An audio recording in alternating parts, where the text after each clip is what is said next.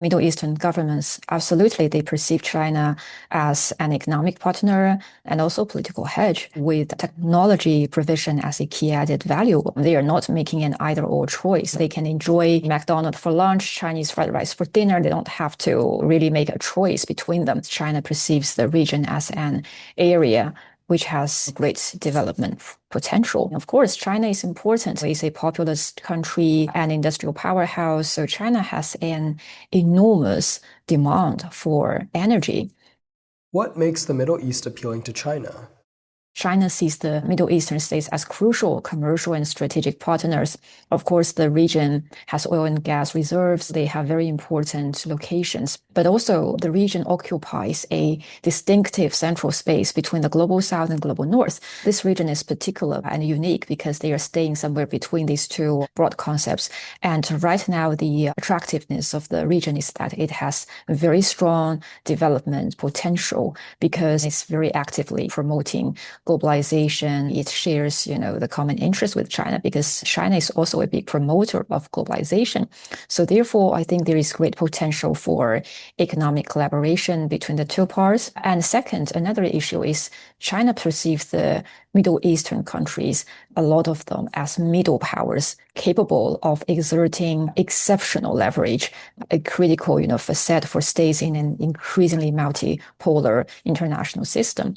According to, many definitions, international relations, they might define the Middle Eastern countries, many of them such as the UAE, Qatar, as small countries due to their size and their population. But in fact, right now, they are demonstrating very strong power and influence in the world. For instance, the United Arab Emirates, it has mediated the conflict between Ethiopia and Eritrea, and Qatar has been taking a very active role in mediating a lot of conflicts in the Middle East. And in Africa, for example, it mediated the peace agreement between the Democratic Republic of Congo and Rwanda in 2025. So therefore, I think those regional powers in the Middle East are playing a very increasingly important role in the region, which makes them essential and increasingly important for all of the big powers, including China. What is China's strategy towards the Middle East? For Beijing, it views Middle Eastern countries as very important and critical partners. So as for China, I would say strategy as it defines itself is three no's. So no proxies in the region, no spheres of influence, and of course, China is not going to attempt to fill any vacuums in the region. As for the issue of the Middle Eastern conflicts, I think China insists on not taking sides, but it always hopes to maintain good relations with all of the Middle Eastern countries. And moreover, right now, China advocates for peace talks and believes that a major reason for the ongoing ethnic, sectarian conflicts in the region is the uneven development.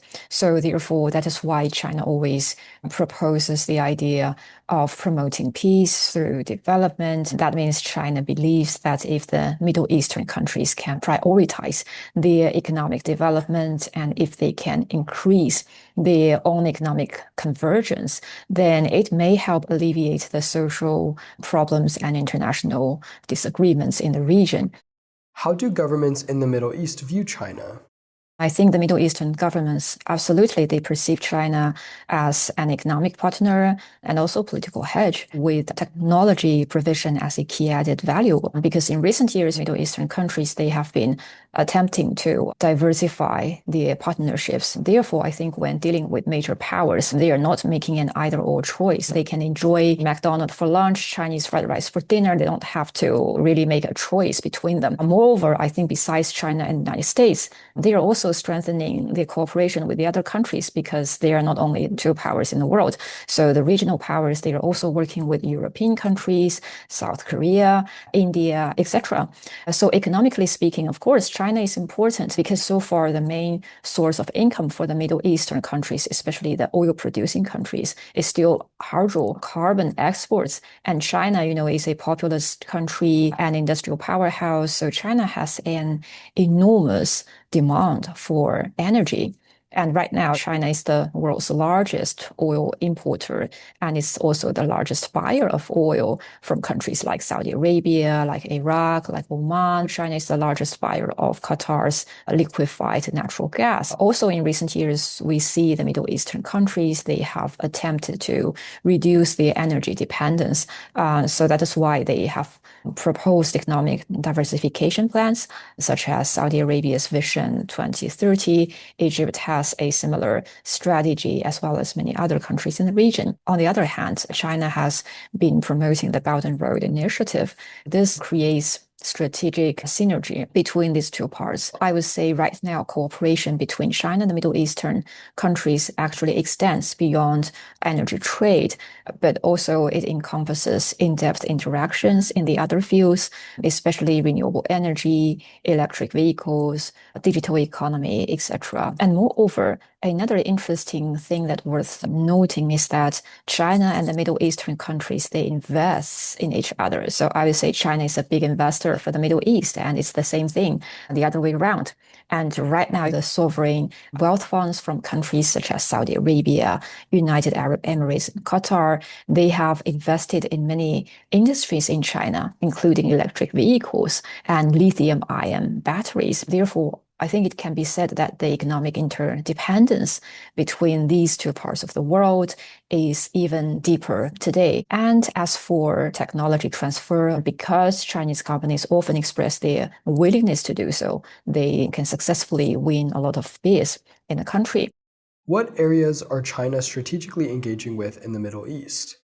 Of course, energy interests are important, but beyond energy interests, I would say China also perceives the region as a crucial transportation hub, because if you take a look at the roadmap of China's Belt and Road Initiative, it reveals that both the land route and maritime route of the Silk Road, it passed through the Middle East. And that is why it is so critical. And peace and stability in the region are vital for the security of China's supply chains, its transportation, and its trade. Also, another important issue here is China perceives the region as an area which has great development potential. Today, we often say that big powers such as the United States, such as China, they are all trying to develop the artificial intelligence, a lot of cutting edge technologies. But now the question is, where are you going to apply them? Of course, China itself, in many of our cities, we can make them. But at the same time, the Middle East, especially the Gulf countries, they have a very great potential because they have a large, vast size of desert, and also they have a large population of the young people. For instance, for the GCC, over 50% of the populations in countries like Saudi Arabia, United Arab Emirates is under the 30 years old. So these things all make these nations ideal partners for China's economic model and also for China's artificial intelligence and high technology cooperation. One example is that Saudi Arabia, they have the NEO project, and it has actually incorporated, for instance, Chinese solar innovations, also a lot of high-tech technologies. So I think these collaborations all highlight the region's potential for piloting and scaling technological advancements.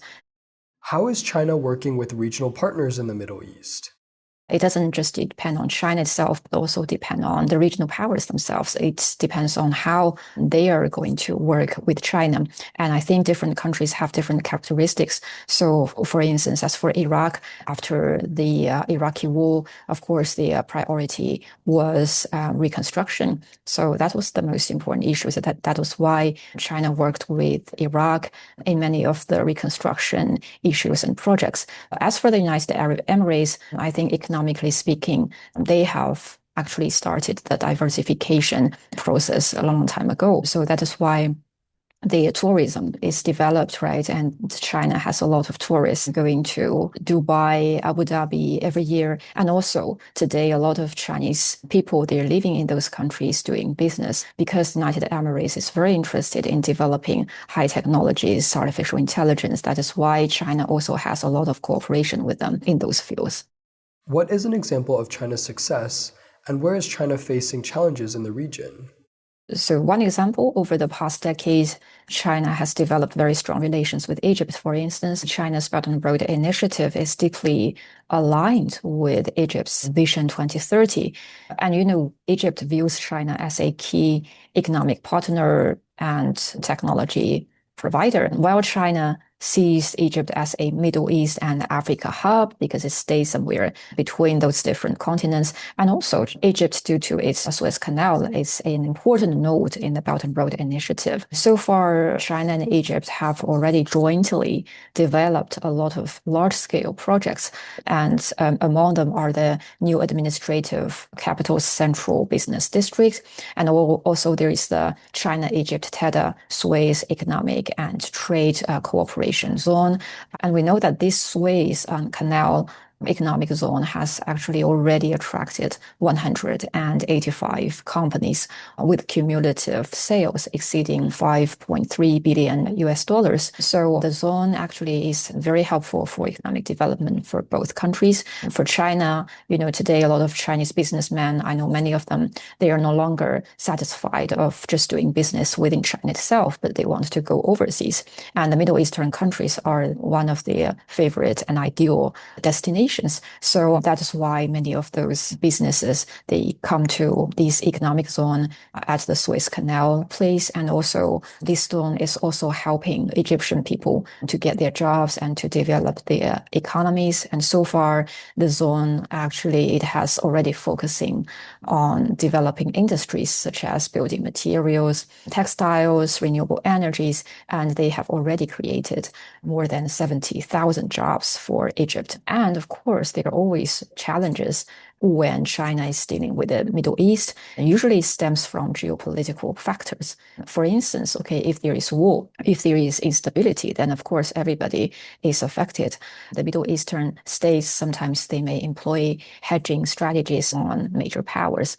And at the same time, sometimes great power competition can affect cooperation between China and the Middle East. So they also face pressure from the European Union or the United States, for instance. And one example is that the United Arab Emirates, its G42 company, was forced in 2024 to stop the investment in China in exchange for access to United States artificial intelligence chips and cooperate with Microsoft. And so these challenges are always there.